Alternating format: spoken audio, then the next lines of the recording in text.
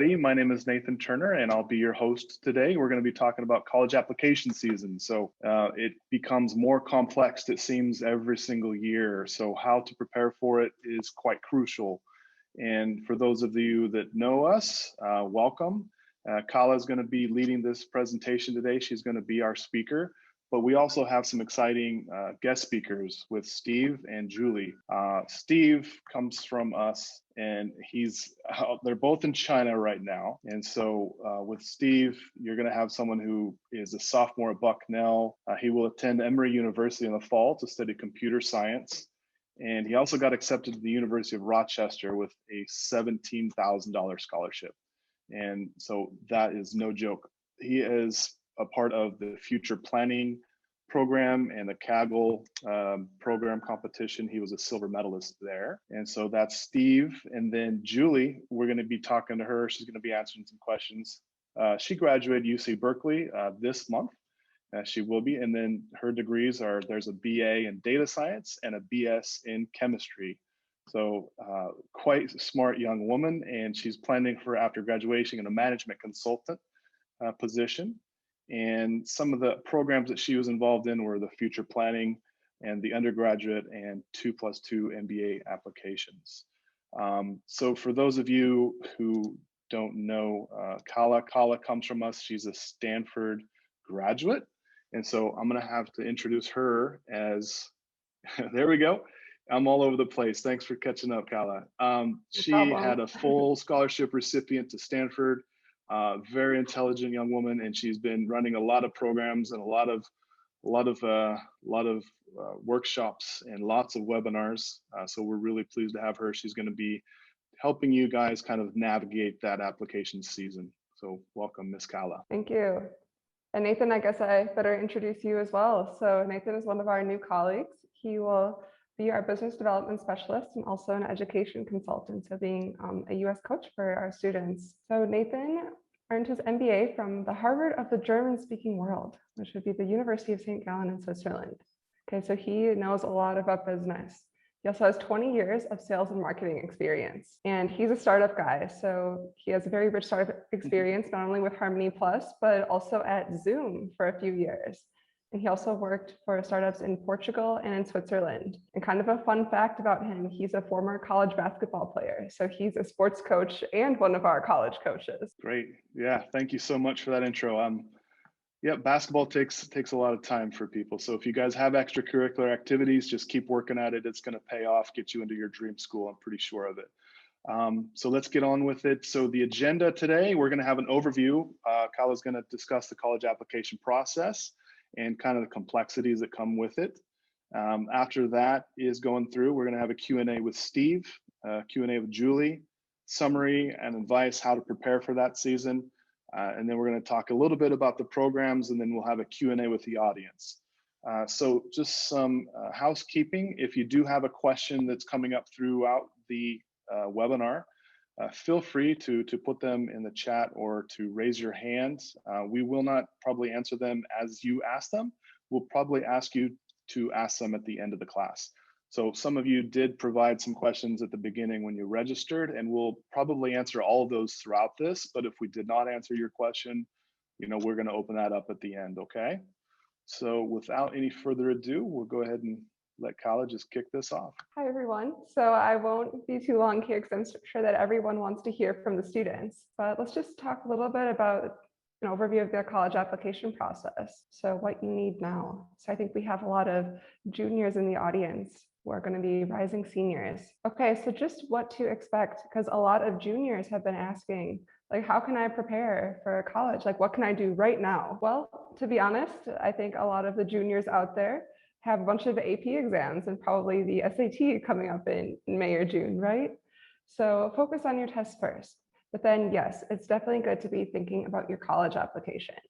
So when I'm helping students applying to undergrad, I usually like to start in June with this process, especially with like brainstorming for college essays and getting that going, and also doing some college and major research at this point. Then in early fall, those early applications will be due. So a big deadline for that is November 1st. Okay. So by then you should have all of those applications in. October is a very, very busy month. Then after those early applications are submitted, then more and more essays. That's kind of a common theme here. Then in late fall, lots of big state university applications are due. So we have like the University of Washington, Seattle due on November 15th. Every year, the UCs, November 30th, and then some other big state universities like the University of Texas are due on December 1st. Then once again, more and more college essays. And then for the regular decision round for a lot of other private and public colleges. So those are usually due in December, early January, and as late as February 1st with schools like the University of Michigan and the University of Wisconsin. That's kind of a common theme there. So that's just a little bit what to expect. So it's going to be a busy next few months if this is your application season. So now some typical application components. Many of these are probably already familiar to all of you, but just a refresher. So of course, the application forms, a universal thing you'll need to submit. And virtually all schools will also require a transcript. Okay, so schools will want to see your GPA as well as your coursework from high school. So the rigor of that is very important. Also, you'll need to submit your standardized test scores. Okay, so that includes like the SAT or ACT for international students, TOEFL or IELTS. And that can also include AP exams if students had the chance to take those and earn good scores on those. Then students will usually need to submit an extracurricular activity list. Okay, essays are a big thing for many schools. So that can maybe just include a personal statement. Many other schools, especially private schools like the UCs, will have multiple essays. So then there'll be some supplemental essays. And many schools will have an additional information section as well. Especially in the era of COVID, people have had different situations and might need to talk about their different circumstances. So it's great to use the additional information section as well. School profile. So that's usually something that a student's counselor will submit just so colleges can better understand the context of that student's school. And finally, recommendation letters. So not all schools require recommendation letters.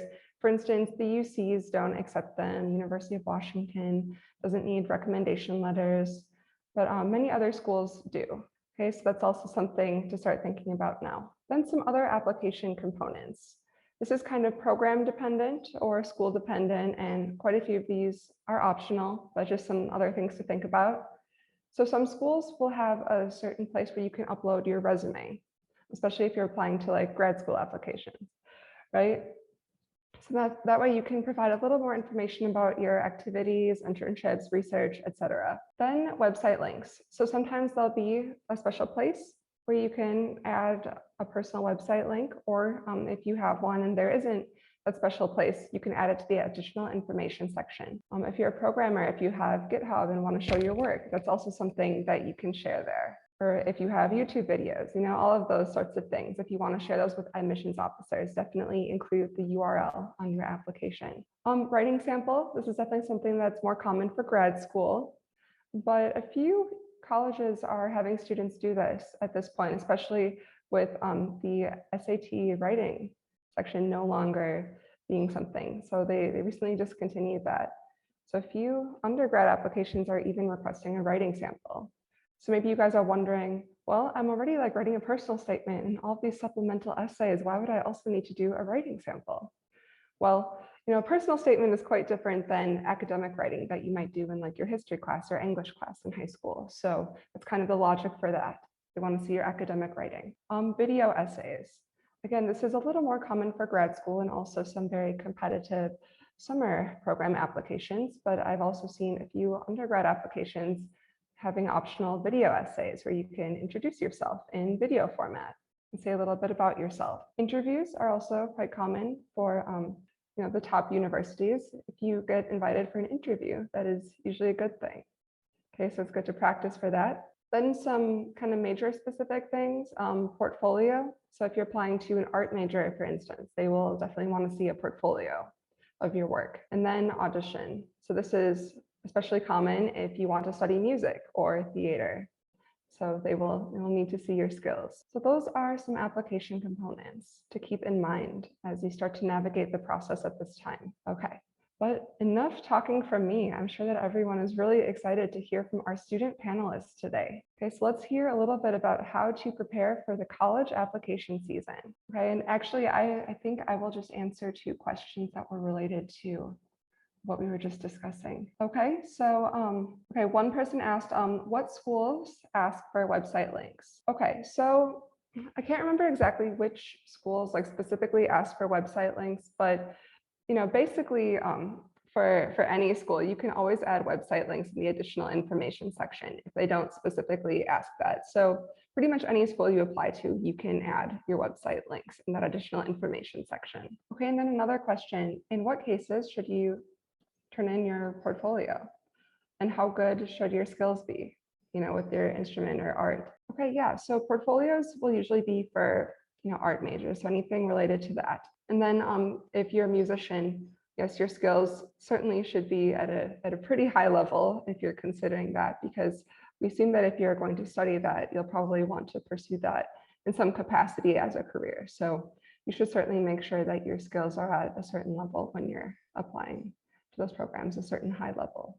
Okay, and then one more question. What is the audition for? Yes, that's usually for music or theater majors, just to test their skills. Okay, so without further ado, let's have our students speak. And at this point, let's have a Q&A with Steve. So I will hand it over to Steve and Nathan at this point. Great job, Kala, introducing the complex world of application season. So Steve, you and I have the floor first, the guys first, which is usually not the case. So here we go. Steve, why don't you just tell us a little bit about, your background, tell us a little bit about your admissions results, and we'll just go from there. So I'm currently, my semester just ended at Bucknell University.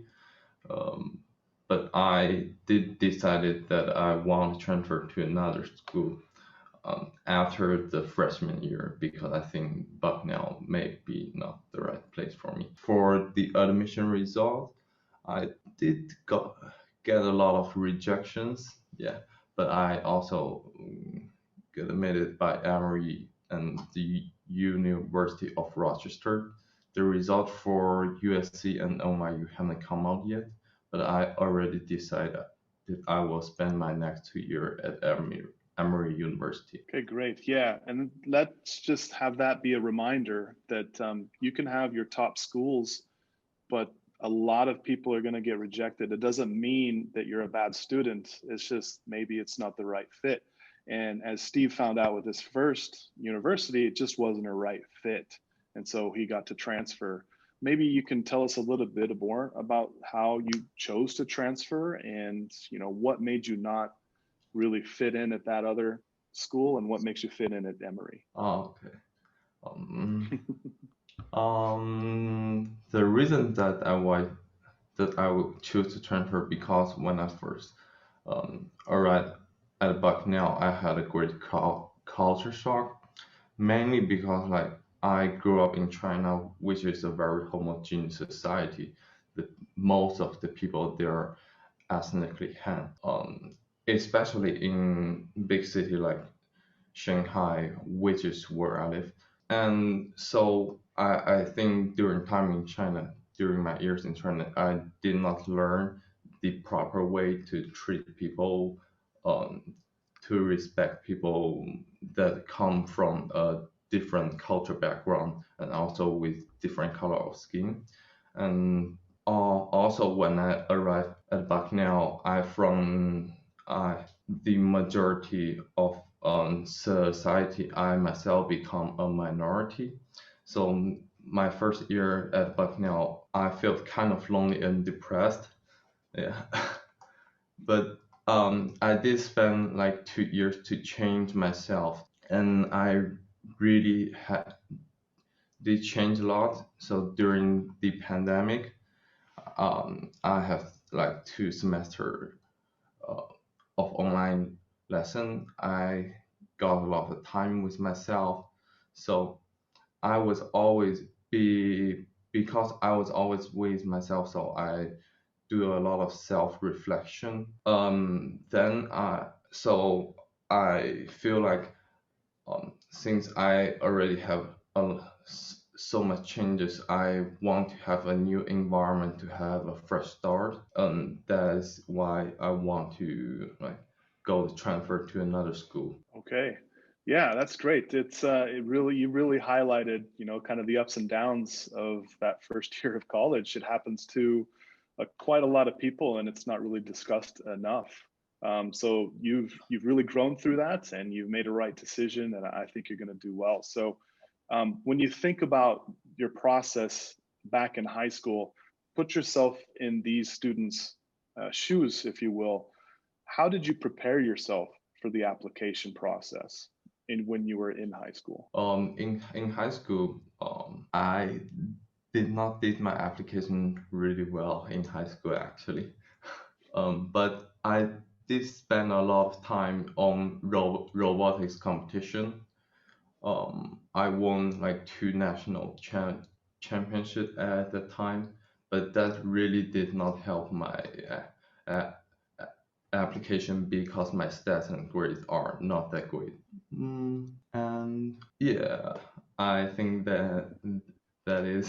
No worries, no worries. Yeah, so extracurricular, that's really cool, the robotics competition. So you won a national championship. Is that a Chinese national championship? Yeah. But the competition is like global wide, but I won Okay, two national champions in the Chinese version. okay. I also like Yeah. went to Japan for a international competition. Oh, fantastic. Yeah. So extracurricular activities, it could be robotics. It doesn't have to be a sport. So for those of you who are athletically inclined, we can do something else, chess club or robotics or art or acting or internships, something like this outside of school. So, and then, other ways, how did you prepare for college? We have other ways. I'm not sure if you wanted to dive into that a little bit more. You mean like during high school, right? Yeah, during high school, and then that first part year of college, because you had to apply again to Emory and some other schools. Mm, I did spend a lot of time crafting on my college essay, but at the time, um, I was kind of naive and immature, so I don't think the result was really great. But I think kind of nailed it this time during transfer. Yeah, yeah. I think once you get into college and you realize, okay, I need to start getting serious. So when that first part of the college experience, you had like that college application process again. When did you begin that college application process? If you can think about the high school, when you're in high school, and then also when you're in that first year, when did you begin? I can't remember like when I started in high school, but for the transfer, I think um, it was started after the end of the first semester. Okay, yeah. So it took you a lot Oh, of time. Yeah. it is the end of the freshman year actually. Then I started to have meeting like with the Harmony plus my advisor Glenn. Great. And then how did you stay organized and motivated during this entire process? Um, I think you need to have a really clear goal. Like the for me is why I want transfer. So Hmm. I already talked about I want to choose a new environment for myself to have a new beginning, and that is what's really motivated me during the process. And how I keep organized. I think time management is really important. So I would for me I would separate my tasks into two different categories: the daily tasks and the long-term tasks. The long-term tasks are basically just tasks that I couldn't finish in one day. So I would try to break those down in several like daily tasks in span of like weeks or months. And so every week plan ahead of the schedule. I would just first put the long-term task like on the slot of the on my calendar. So I that in this way I can make sure while I doing like everyday homework, I also got time to fit to moving towards a long-term goal. That's great. Great. Yeah, you have to stay organized, and that's an excellent way to do it. Making sure you have calendar tasks that pop up and remind you, because if you have post-it notes everywhere, you might kind of lose track. So we only have a few more questions, Steve. How did Harmony Plus, how did we help you with your college applications? I know you went through the Kaggle competition and future planning. Can you just tell us a little bit how we helped you? Yeah, I think for the cargo competition, I was introduced to Professor Zhang. She gave us a bunch of student lessons on data analysis and machine learning, and then right after the class, we break down into groups, and then we started to go to like different competitions, and then with the support from Professor Zhang. And for the future planning, I think Harmony Plus did a great job on making sure that every step is happening at the right time.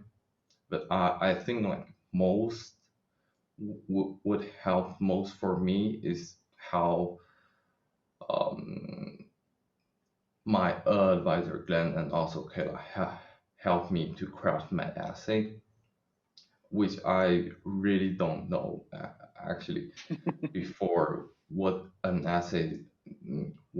college application essay is supposed to, um, uh, what their jobs in the college application.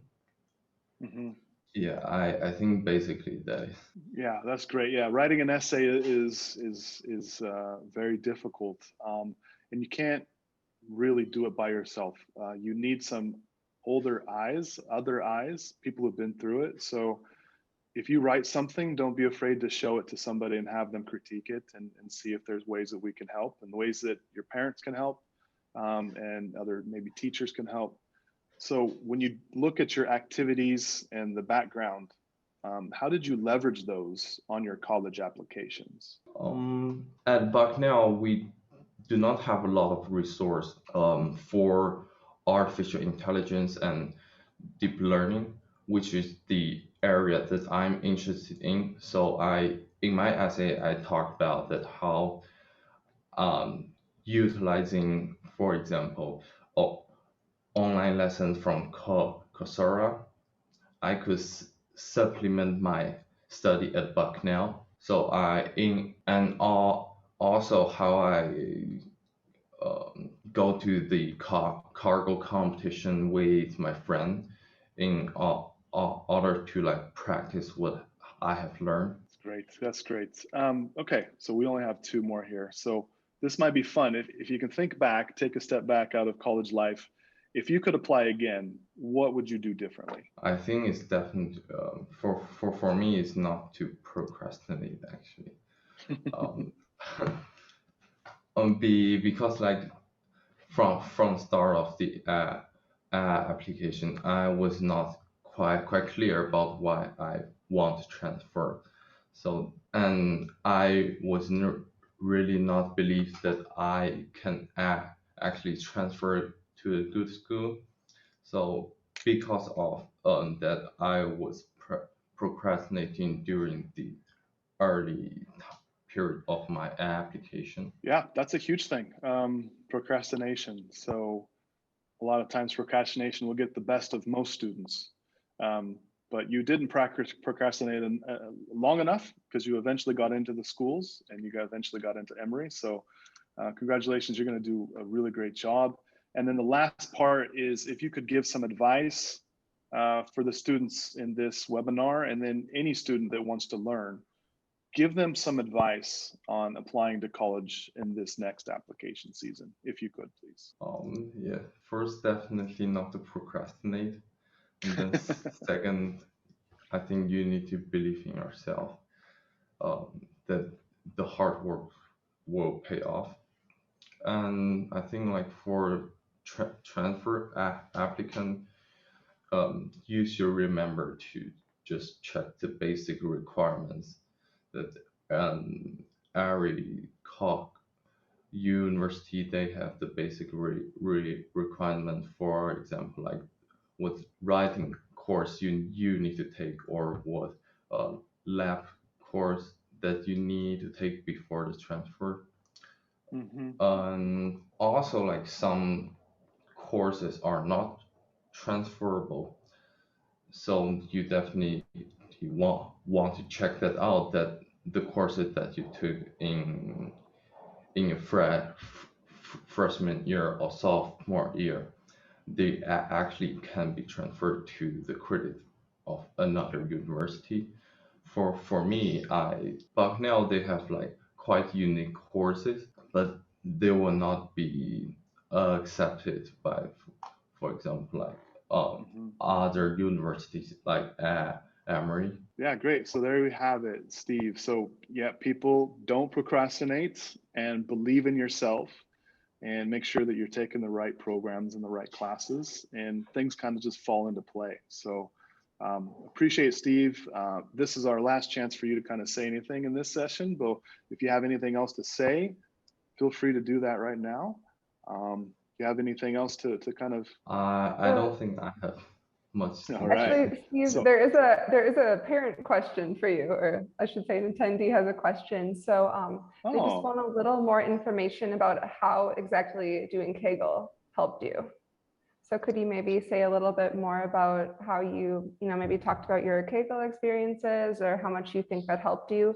Because you were a silver medalist in Kaggle, is that correct? It was like 69 out of like 900 teams. wow. Okay, so you said 69th out of 900. Wow, that's really amazing. Did you have to practice a lot for that? Yeah, but like the professor should actually like help us a lot on the algorithm. I think that really helps. Okay, great. So you got a lot of good support, it sounds like. Okay, well, I guess, Steve, if you don't have anything else you'd like to share at this point, thank you so much. It was really fun working on all of your essays with you. I think the one benefit, at least, that you got from Bucknell is that you became a very good writer there. I thought your writing skills were very good, especially for someone who just came to the US for college, right? So yes, very good. I don't know about that. Thank you very much. Oh, you're so humble. You don't need to be so humble. Okay, anyway, now let's move on to Julie. So it was also my pleasure to work with Julie. Okay, so just a refresher. Okay, so Julie just graduated from UC Berkeley. So first of all, congrats. Julie, I think you just had your commencement a few days ago. Is that correct? Yeah, I just officially graduated and adulting right now. Adulting, yes, that's the word for sure. And then 2 degrees. So data science and chemistry. And then post-graduation plans. So Julie will be a management consultant at PwC, and that'll start in September, I think you said to us. Okay, so you can at least rest a little bit this summer and maybe like relax. Sure that, graduating from college was high pressure. But yeah, and then Harmony Plus program, so future planning. Okay, so Julie, we have a few questions for you as well. So we'd love to just hear a little bit more about your post-graduation plans and why you decided to do 2+2 MBA programs. Maybe explain what that is, because some people also might not know exactly what that is and how it's different than a regular MBA program. Yeah, so I'm planning to become a management consultant. And the reason why I chose to be a consultant is that I want to be exposed to various different industries, because my interest is quite broad, as you can see from my differing bachelor degrees. And in terms of MBA programs, so 2+2 is a deferred MBA program, so which is different from a regular program. And you essentially apply as a college senior, and you apply for admission in 2 to 5 years. So let's say if I get into a school now, I will be working for 2 to 5 years. And when I feel like I'm ready for an MBA, then I can just directly go and matriculate as an MBA student, so I don't have to go through like the MBA process again. And in terms of why I chose to apply, I thought this would be an extra opportunity for me to just, because I know that I am pretty interested to have an MBA coming from a STEM background, because eventually I probably want, I want to work in business. So I thought it'd be helpful. Sure. Sounds like a lot of great things coming up. Now that you have the STEM background from undergrad, now you can study business and management more. Yeah. Seems like a double threat there. Okay, so now we'd like to know a little bit more about how you prepared yourself for the college application process in high school, and then maybe the MBA application process when you were in undergrad. So I know it's very different processes, and maybe the college application process was quite a few years ago at this point. So, if you can't remember all the details of that, that's fine. I think whatever you'd like to share about either application process and how you prepared would be great. Yeah, I think there's quite a lot of similarities between the two applications, because essentially both the college application and the MBA application is trying to delve more into you and who you are as a person. So a little bit more like of a background of myself. I left China in like middle school, so I've like done middle school and high school abroad. And to prepare for college application, I think it's essentially two parts, right? One is the final, essay writing and crafting part, and the other is really about the 4 years that you spend as a high school student. So that entails like, your involvement in clubs, like what have you done to your community, or no, what have you done?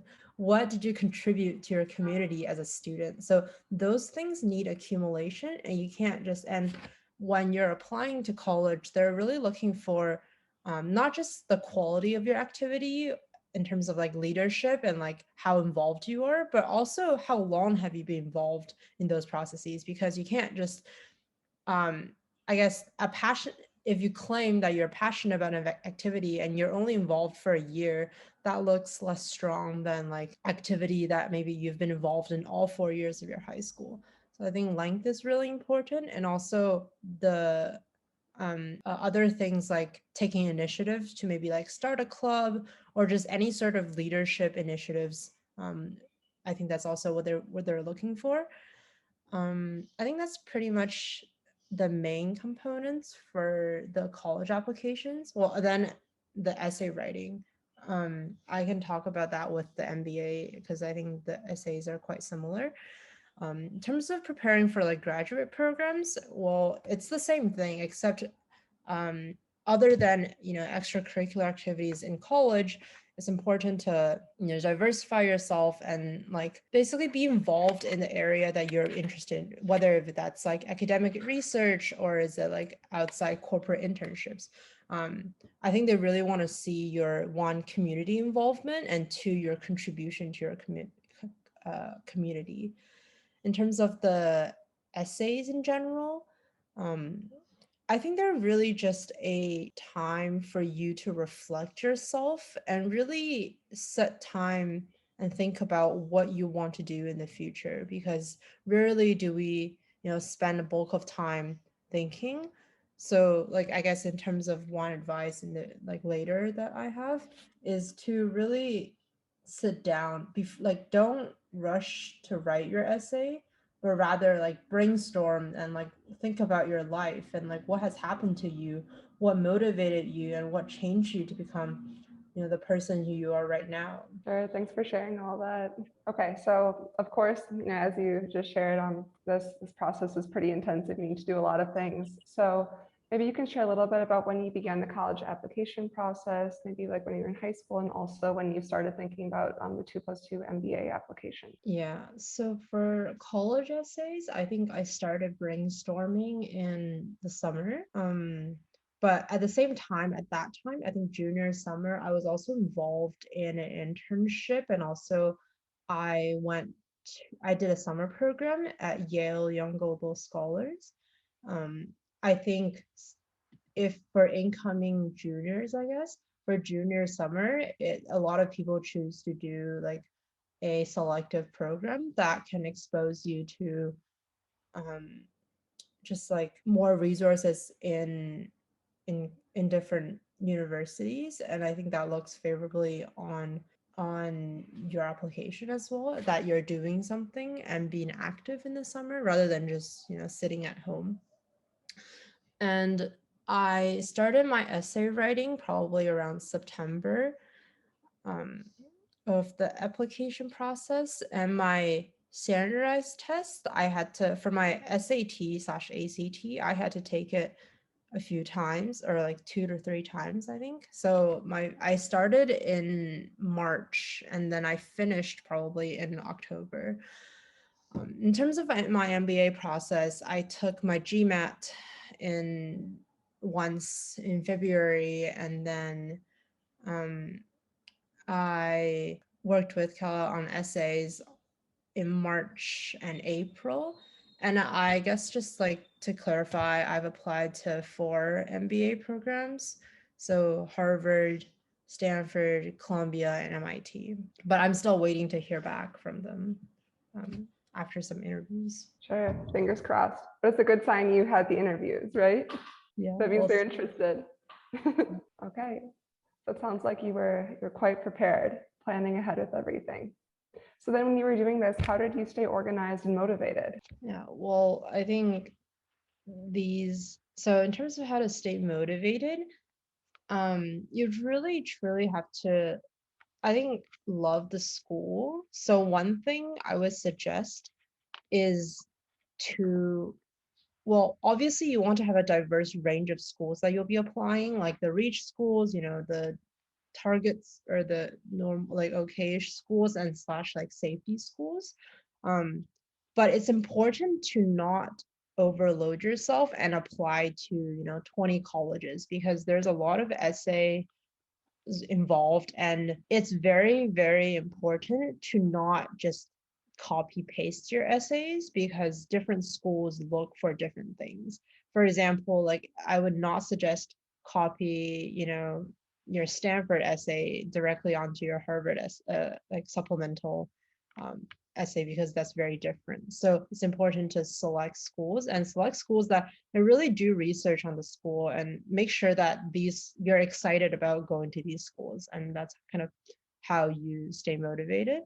In terms of organization, I just think that it's important to keep track of all the deadlines and make sure you have a plan and not leave all the essays at the end. So one suggestion that I actually didn't really use this in undergrad, but I did for my MBA application, is to start writing the hardest essay or the most involved essays. And then usually you can, use parts and pieces of this essay as the starting point of your other essays. So like write the longest essays. For example, like I think UChicago generally has a pretty hard and very open-ended essay, and like Princeton. Sure, that's a good piece of advice. Is that why you decided to start with the Stanford MBA essay? Yeah, that's also why I did, because like the Columbia and the MIT one are less involved. So then, well, also the Stanford one was due the first. And in terms of like starting MBA, so all the programs I applied were full-time programs. So I would have to quit my job once I start. But I think Chicago Booth has part-time programs, but not very few schools actually have the part-time program. Sure. Well, it sounds like you have a pretty good system for doing these applications. Yeah. So, okay, and we'd love to also just hear a little bit how Harmony Plus helped you with your applications. Yeah, I think it's mainly, again, as Steve said, for me at least, I have a pretty clear goal of what I want and what schools I like.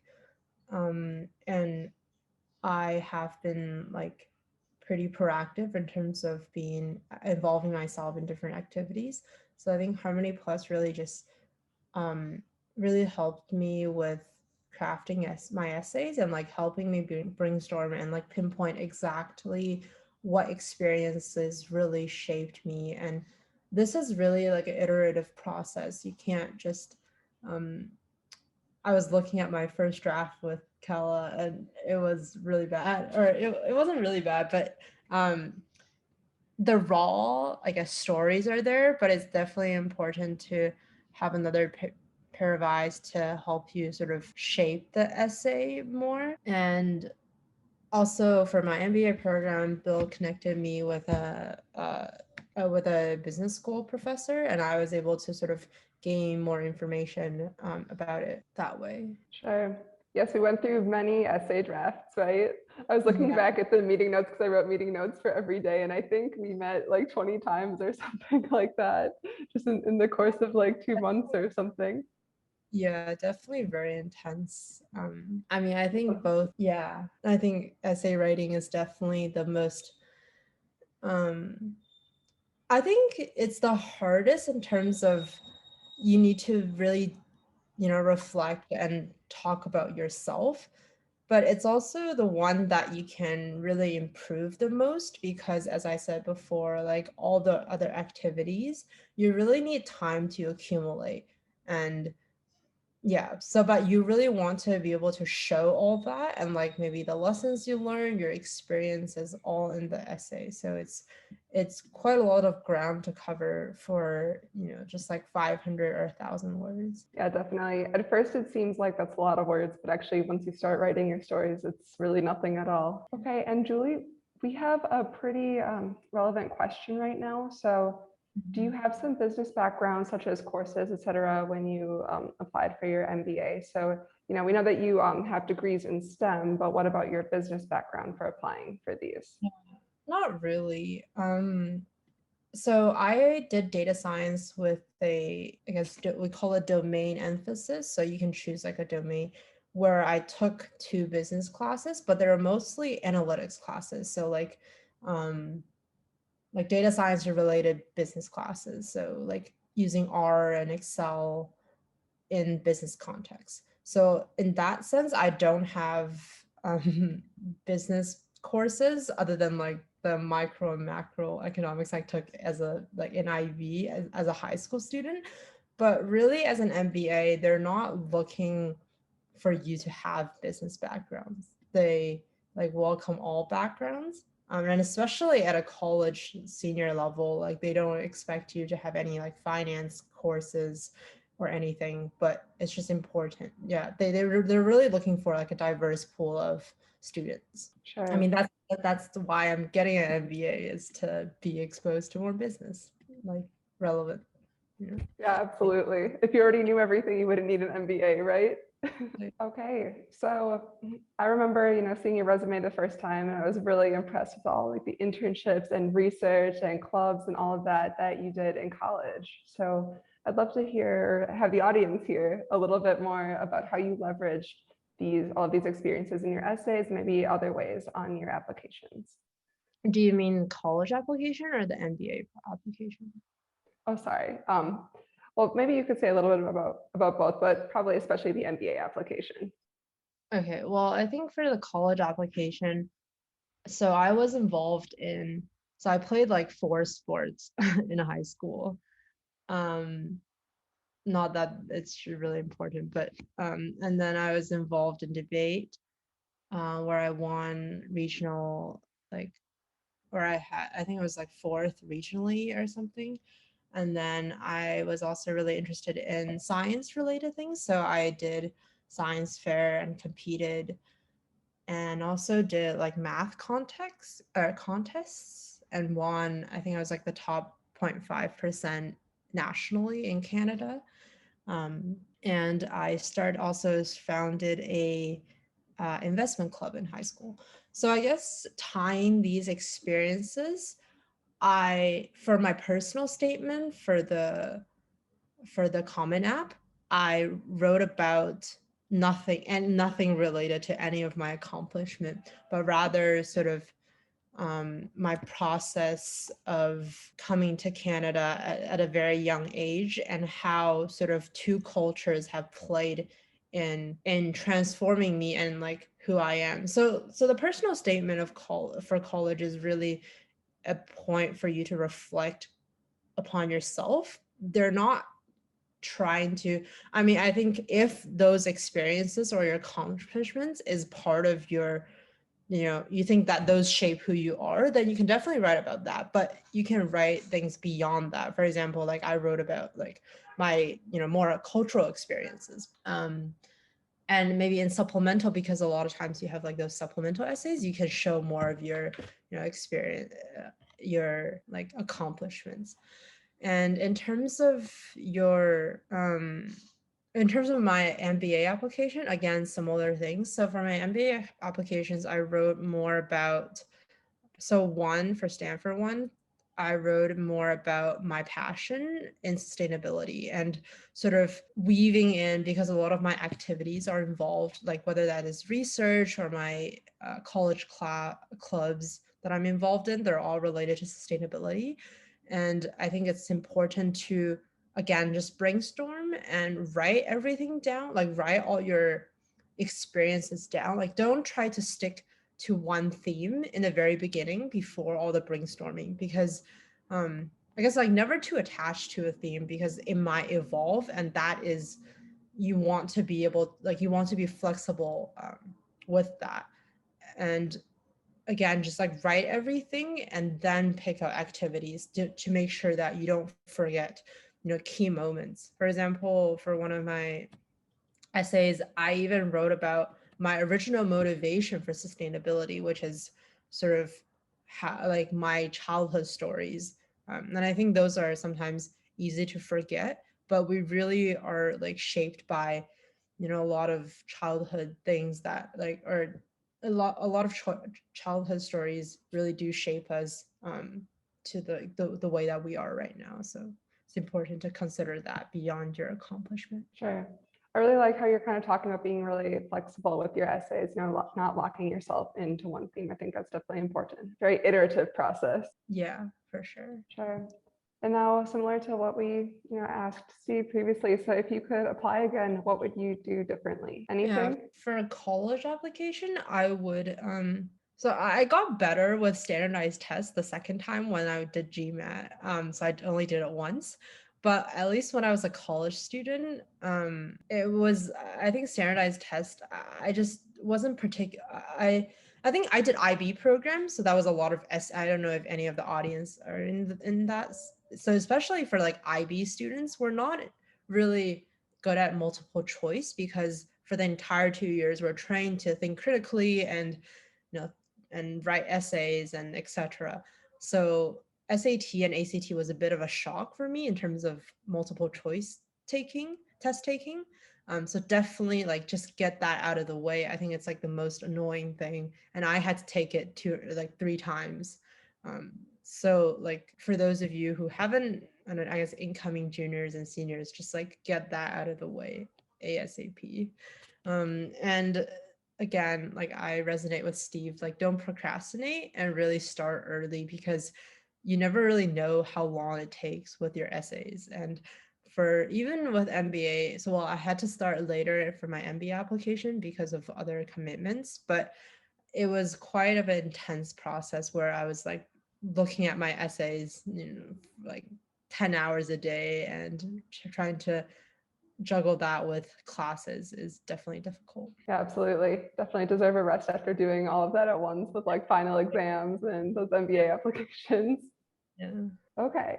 And then something that's a bit more specific to the MBA applications. So I know that you did a ton of networking with alumni and professors. So could you tell us a little bit more about that? Because I think this is something that a lot of students really struggle with. Yeah, it's definitely a process. I think whether that is with, like landing a job at a top company, or, like for business schools, more and more in the future, like post-college, you need to network and like cold emails people. And it's definitely a hard process to start with. And I would say in the beginning, I was very against this kind of I call this artificial way of building connections, because it just sounds so fake to me. But then I actually, through talking to many people, I've actually developed genuine connections. And I think that is just like the type of mental barrier that you have to go through. In terms of networking, I mainly used LinkedIn. I didn't really network with professors because I think that's, other than the one that I talked, that Bill recommended, and connected me with, because I think, I get, at least for MBA, generally professors don't respond to you. And I think for talking to current students and alumni will give you more insights about applications. And yeah, I just mainly utilized LinkedIn and private messaged them and connected with them. So I guess for jobs and like these grad programs, it's important to get started on your LinkedIn and, like build a LinkedIn profile so that you can, reach out to them. Okay, great advice. So you just need to be brave and go for it, basically. Yeah, essentially. Same Great. with in-person networking. Sure. And then I believe this is the last question for you. So any last advice for students? I think I've pretty much touched upon it, like everything. So one, like my biggest advice and the most overlooked is probably the essay writing. Like definitely like brainstorm and think about what you want. Like take some time maybe off of electronic devices and really reflect who you are. That's very, very, like I can't stress enough how important that is, because a lot of times you just like rush into the essay writing process and start writing something, and at the end, like you may go through 20 iteration process and you still don't like it, and that just might be because you started with a topic that you're not that passionate about. So like admission officers can really see through the essay and really see your passion. So definitely important, like self-reflection is very important for writing essays. And I saw there was a question asking about my background. Yeah, so I did my middle school and high school in Canada, in West Coast, not in Victoria, which is in kind of on an island beside Vancouver. So yes, I did apply for UCB as an international student, and I know that. So I think you would definitely have an advantage to state schools if you do go to California and become a resident there, because I think for state schools, if you're if you're a resident and live in California, I think your admission rate is a little bit higher than if you do apply as a international student or out of state. But I think, if I remember correctly, at least for my year, the international acceptance rate was 8%, and the out of the state acceptance rate was about 10%. So very similar, I would say. But you definitely would gain an advantage for if you do like live in California. But again, that's like only one school. So like with private schools, I don't know if how much that matters. Sure. Yeah, generally speaking, it's good to be a California resident. That could be very helpful because the UCs are the best public university system in the world. So it's very impressive that you got in as an international student, Julie. I'm glad that that was pointed out and that you could share a little bit about that. Okay, and then we have another question from the Q&A. So one attendee would like to hear, how did Harmony Plus help you with the MBA applications in more detail? So it's mainly the essay iteration process. So I'm not sure what I should go more into. So like I picked, like just to clarify, like so I knew about the program, and I had I had really good friends who got into Stanford and Harvard 2+2s last year. So I knew about the program, and I knew what schools I wanted to go to and apply to, but I thought that it's important to have someone else look at my application beyond just like family and friends, and just I think that's very helpful. So that's why I reached out to Harmony Plus again. So I don't know if that has answered your question, but yeah, it's mainly just the essay writing iterative process. But again, like of course, like nobody's going to write your essay, so you have to like Of course.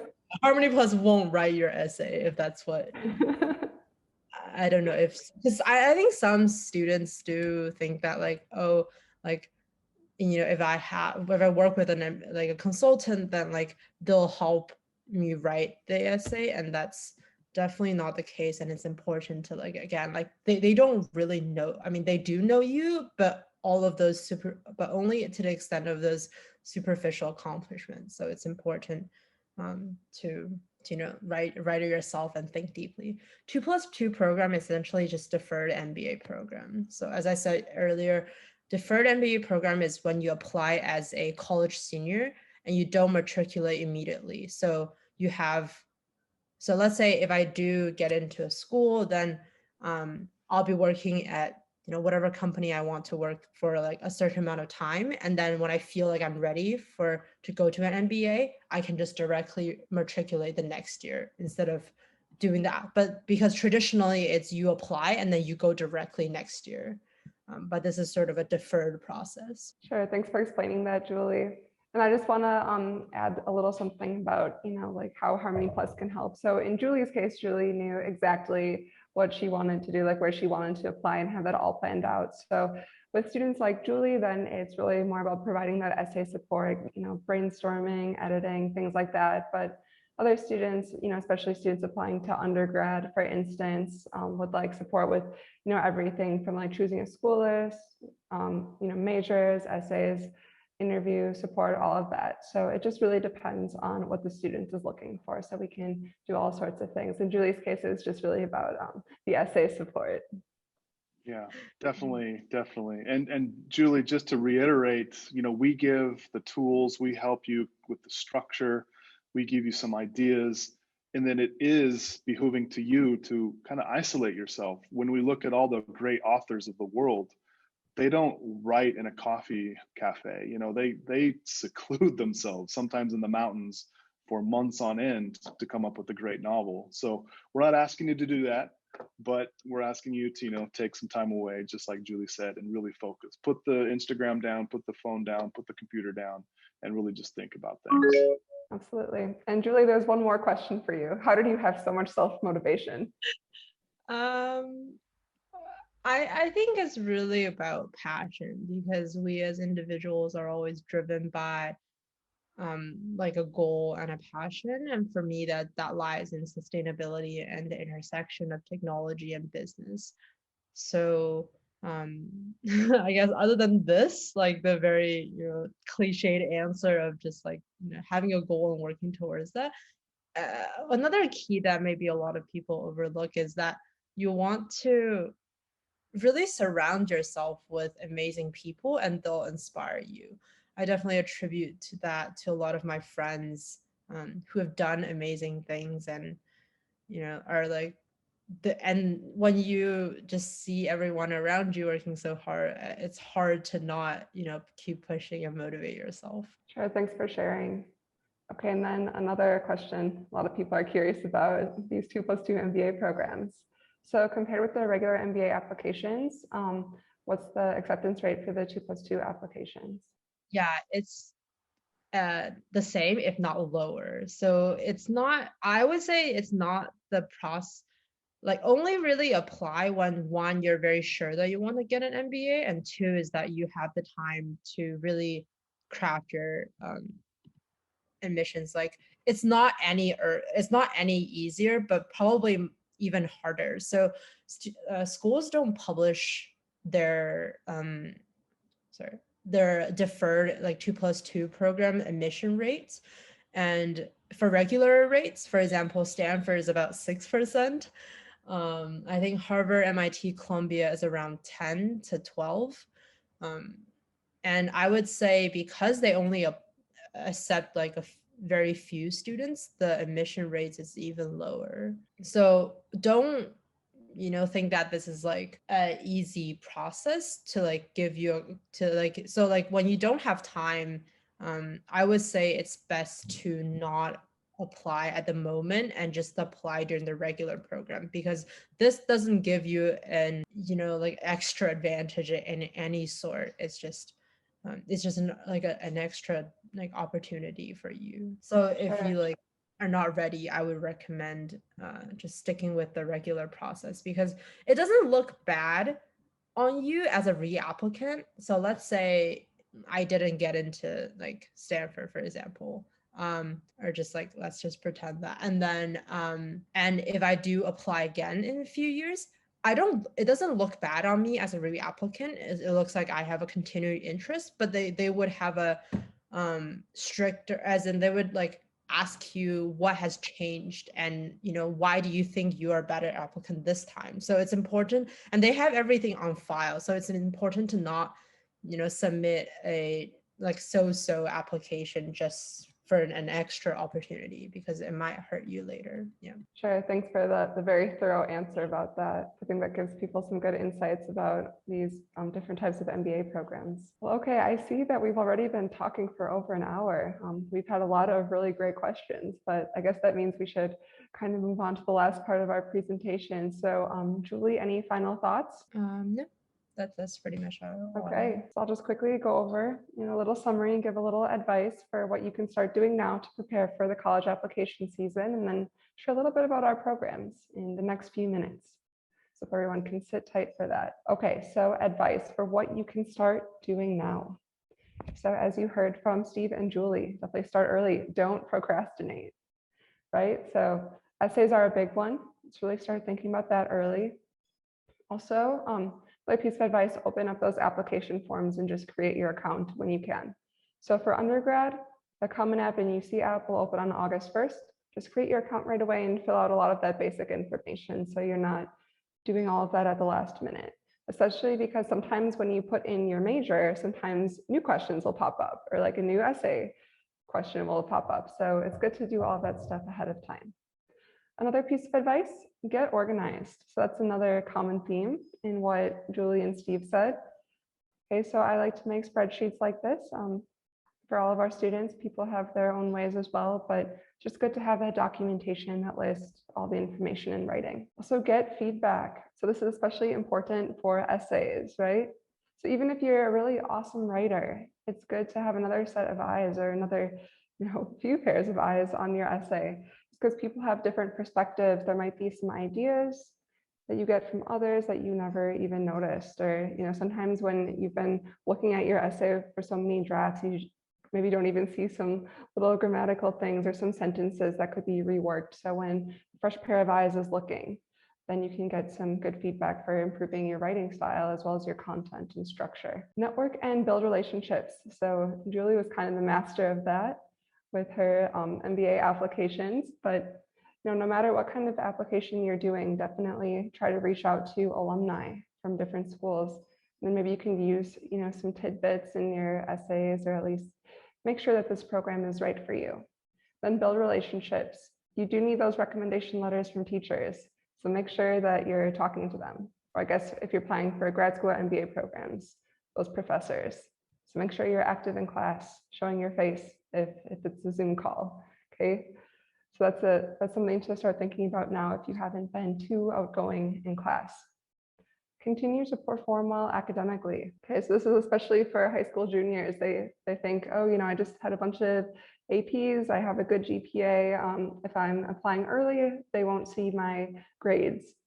Well, actually, colleges will see your grades later on.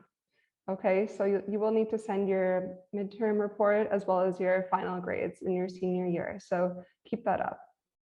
And the same logic goes for your activities, internships, research, etc. So this is especially important if you get deferred or waitlisted, because then you'll probably want to write like a love letter to the school, or, you know, continued interest letter for these schools. And the best thing to write in these is to give some updates, you know, like, oh, I got all these A's in my classes, or I won some awards, you know, then that can strengthen your application. Okay, so very specifically, what can you start doing right now? So it's, you know, it's never too early to start brainstorming and writing down notes for your essays. So I think Julie talked quite a bit about that. Just really think about this. Don't just like sit down one night and crank out your essays. This is definitely a long-term process, an iterative process. So things can keep changing. Just get those notes down when you have it. Students all have smartphones these days, so take out the notes on your phone. If you're like grocery shopping or out with your friends and you suddenly have an epiphany, just write down the note, okay? Also, start thinking about those schools you want to apply to or those programs. Create a tentative list on a spreadsheet and begin doing some research. Know what kind of SAT score or GPA is common for admitted students. So then you can set those goals. If you're able, visit prospective schools or at least do an online tour. Because of COVID, virtually all universities will have their online tours on their website, so definitely check those out too. Start narrowing down your major options, so that way you can start thinking about how to kind of package yourself on your applications or have that theme. Of course, it can change throughout the process, but at least start thinking about that a bit, have some sort of direction. And also think about your short list of potential recommenders and just kind of start rekindling your relationships with them if they were professors or teachers from previous years. Okay, so I think we have a few questions. Let me just see. Okay, so someone asked, should all essays be achievement-based? Well, I mean, quite a few of the essays should be, about your achievements, but a lot of it's also about your personality and where you want to go in your future. So, that is definitely a part of it, but essays are really like the window to who you are as a person, like your personality. Colleges will see your achievements on your activity list. So I would really prioritize, showing like your goals, your personality, good characteristics about yourself in your essays, because those kinds of things aren't as easy to see from your activities list. Yeah, and everybody's reading that, they're all reading the same thing. I did this and I did that and I did this. As far as achievement goes, what's going to make you stand out as a student, as an applicant to that college? So yeah, think about what you can be, how you can be unique. Yeah, okay, then there are a few more, so I'll answer these three and then continue. Okay, so could a junior create a college application account to practice? Yes, the Common App has a practice account, so students can definitely do that. You can sign up early for that. And then the Coalition app, similar situation. So you can definitely get started on those things. Okay, will colleges find out AP scores even if I don't report them? So basically, if you don't do well on an AP test, just don't send your scores, don't report it. It's up to you. That's why it's great if students are taking AP courses through their school, because then the AP courses will be on the student's transcript, so colleges can see the rigor. But you don't have to necessarily take the AP exam just because you took the class in school. Actually, I know some students who didn't take the AP exam. And actually, I was also one of those students when I was in high school. I just didn't need to take certain AP exams for foreign languages because the college I was going to just had placement tests that could help me more than AP exams. So, no need to report those if you didn't get a good score. If you got a good score, then great. Definitely send those later on and report those. Okay. And then the last question I'll answer right now. What about the question about potential career versus potential major? Okay, so I guess I'd like to know exactly a little bit more about what the question is here, but I guess I'll try to kind of define it in my own way. So certainly if students have a career in mind, their major should kind of be a pathway to that career. So major is a bit flexible, but it's good to just kind of align everything, right? So things should kind of be logically related. And if students do, change their major or change their mind about what they want to do as a career when they're in college, that's totally okay. And actually at US universities compared to universities in other countries, it is relatively easy to change your major. That's kind of the point of college. You're exposed to so many new things. I remember when I was in college, I learned about many majors that I had no idea about in high school. So things can really change. It's good to kind of have like a general idea of like a broader field that you're interested in, but things can certainly change. And actually, maybe I should ask Julie about this, because I think, Julie, you added a major, right? So data science was the major you added. Yeah, I was actually going to talk about this. So like, when you're choosing major at a high school level, I would say if you're debating between like an engineering major versus a other major, just like whatever that is, make sure to check out the application requirement, because for example, for most schools that I know, like at least the top schools, it's very hard to transfer into the engineering school, because generally like the acceptance rate to those schools are a bit lower application, like engineering school, I mean like an engineering college within the school. So it's very easy to transfer out of engineering, but it might be difficult to transfer into engineering. So I actually started with as an engineer. I started as a chemical engineer. And then because I thought like, oh, I want to be an engineer, and I really liked chemistry. So like, the perfect combination. And then later on in college, I learned that chemi is actually not what I thought it was. So that's why I chose to stay in chemistry. And then in sophomore year, I grew to love data science. So that's why I doubled data science. So actually for recommendations, I don't remember submitting any. Maybe there was, at most there were 2 and then for most schools, for the UC schools, you don't, at least when I applied 4 years ago, you don't need to submit recommendations, but later on in the process, if they're interested in you, I think they may ask you for a recommendation or 2, because I remember submitting it later in January, an application to Berkeley. Sorry, a recommendation to Berkeley. Sure, thanks for sharing, Julie. Yeah, for undergrad, most schools won't require outside recommendations. The schools that do require recommendations, it'll usually be like a teacher or counselor recommendation, but especially like private schools will allow you to submit like outside school recommendations. So if you did research with a professor, that sort of letter is great, or a supervisor of an internship, or a club advisor, people like that could be good outside recommenders. So, that can help to a certain extent if you have a very flattering letter. Anyway, I know that we're quite a bit over time, so I'm just going to try to wrap up these slides, then we can do the last Q&A. So thank you so much for everyone who has been sticking with us. Okay, so how Harmony Plus can help. So for our future planning, that's our college application division, also helping prepare for, I guess, the real world after college. So we can help with all these different aspects, from academics to tests, activities. College essays is a big one. I edited hundreds of essays this past year. Recommendations, so having a strategy for that, as well as interview training. Okay, and then I just want to share with everyone a little bit about 2 boot camps within our future planning. Actually, I'll be the instructor for both. So, if you want to work with me more, definitely sign up for these. So this is especially for students who are juniors right now, who will be seniors in the fall. Okay, so if you want some college essay support, we will be having 2 sessions. And here are the course contents. So as you can see, we'll talk about the UC personal insight questions, go through a lot of the essay process.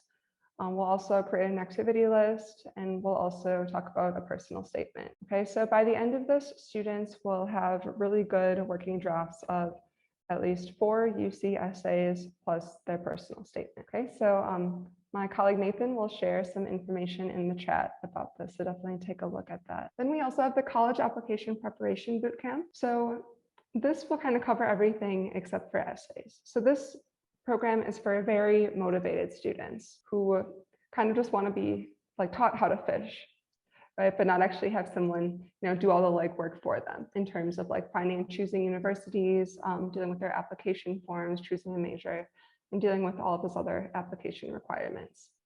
So this is in August because, like the Common App and UC application open on August 1st. So this is just kind of getting all of those application things right out of the way and knowing exactly what to do. So if students do this bootcamp, I would also recommend the essay one, because if you do both of those, you'll be pretty set. Not all of your essays will be finalized at that point, but you'll have a really, really solid start on all of your applications. For students who want more comprehensive service, of course, we have our future planning, which I'll introduce in just a moment. And by the way, Nathan will also send information about this in the chat as well. Okay, we also have many summer programs. So how to improve your extracurricular activity profile. So we have the Future Leader Academy and also the junior one for middle school students. I just mentioned the 2 boot camps, and then we also have our extracurricular activity training and internship club for students from grade 6 all the way through college. So feel free to scan if you're interested in any of these. If you're a little more business oriented or like data science, some of these programs might be for you. So we have the Future Entrepreneur Challenge for students in grades 7 to 12. Also preparation for the finance and investment competition. So KWHS is a very famous one. We have training for that. And then we have programs about data science and research. Okay, so we have data strategy, machine learning, and then Kaggle, as Steve talked about earlier. Okay, and then I just wanted to highlight some information about Kaggle. It's a very prestigious competition. And as you can see, Steve did very well by having this training. So if you are very interested in data science and want to have a great competition on your resume, Kaggle is a great thing to do. Okay, then we have reading and writing programs. So these are some programs for younger students like creative writing, nonfiction reading and writing, and playwriting. And then for older students in grades 7 to 10, we have nonfiction reading and writing, research writing, and analytical writing. Okay, so summer is a great time to boost your extracurricular activity profile, so definitely feel free to sign up. At least talk to us and scan that if you're interested. Then we have future planning. So Julie and Steve were our future planning students. You guys already got a lot of insights, but just a little bit more. So we have quite a few different types of future planning services. We can help with independent K-12 applications for younger students, academic and extracurricular enhancement. So preparing for those college application season when they're younger. Then college application and essay services for grade 12 students. Then we also do college, transfer, and grad school, including MBA applications. And for students who just need some essay support, we also have one-on-one essay editing training. Okay, so ultimately what we help students with is, for the younger ones, really helping them build a personalized competitive application profile. So with the comprehensive service, we cover all of these different areas. Then for students who are in their application year, this is really about helping students package and present themselves in the best possible light to colleges. Okay, so with this, for the full service, we have a profile strategy, meetings as needed. Students can decide how many applications they want to do with us. We help with major selection, college list development, the whole essay editing process, early applications, interview prep, college tour prep, then a deferral or waitlist strategy if needed. The final college selection, we can give some advice about that, and any other personalized services that are needed. Then we also have one-on-one essay editing, also interview training and video supplement support if needed. Okay, and then we like to make detailed plans like this to really make sure everything is on track. Okay, so that's a bit about our services. And then I just want to promote our next webinar, which is actually happening tomorrow. And by the way, this one will be in Chinese. So this will be all about getting ahead in math. And my colleague, Eddie Chia, will be the speaker. Okay, if you want to learn more about our upcoming webinars, definitely join our WeChat group. Okay, and I know that we're quite a bit over, but I see we have even more questions. So I think we have 4 questions here, so then we'll answer those, and I think we'll wrap this up. So thank you so much to everyone for staying with us. So someone asked, what is the best resource or way to self-study for the SAT? So Julie or Steve, would one of you guys want to answer that? For me, at least, I studied mainly on my own. I think it depends on what your weakness is, and so there's a lot of resources. So there's not like a single best way that works for everyone. So you just kind of have to experiment. If you can, see score improvement with, just doing practices and like trying to understand, like do it yourself, then of course, like I think self-study is sufficient, and many people do. But if you think that that's, not, if you have been like, so I would start with like, start trying to practice yourself and see, and do like practice tests to gauge your improvement. And if you don't see any improvement in like a couple of weeks or a month, then maybe it's good to find someone like a teacher or like a place for you to gain more insights into how to game the system. But that sometimes works and sometimes doesn't, especially for English. I think really just like, even if you learn at an institution, like it doesn't necessarily always help, just to bear in mind that. Sure, thanks for your insights, Julie. Okay, and then I think this will be the last open question that we discussed. So around how many essays can be reused for different college applications? I would say for Ivy Leagues, I would say none, to be honest.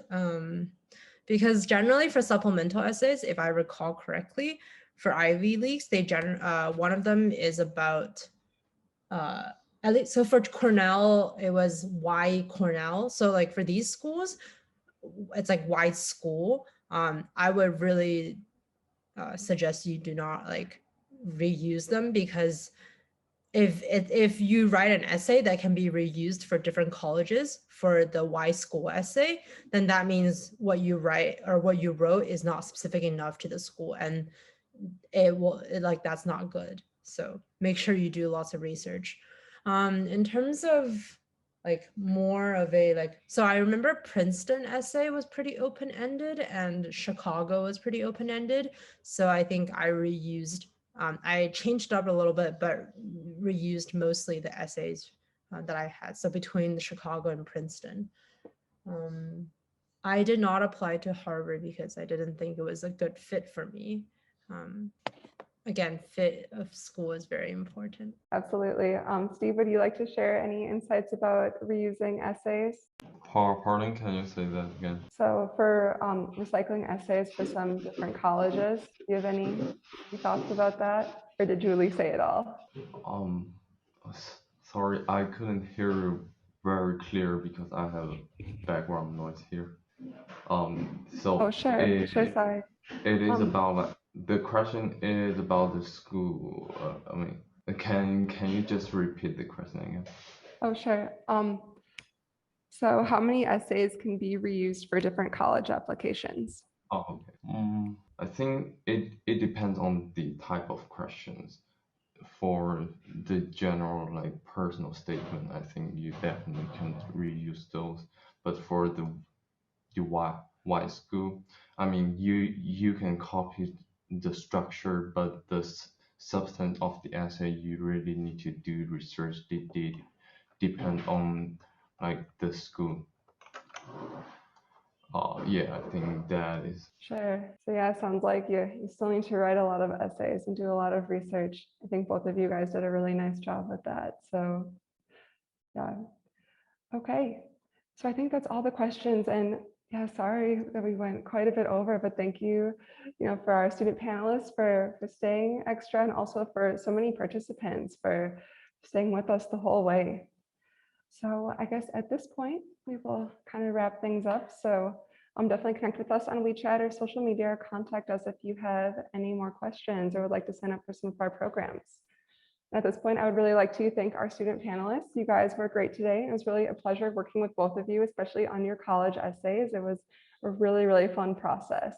And thanks to everyone who attended today. Thank you, everybody. It's been great. All right.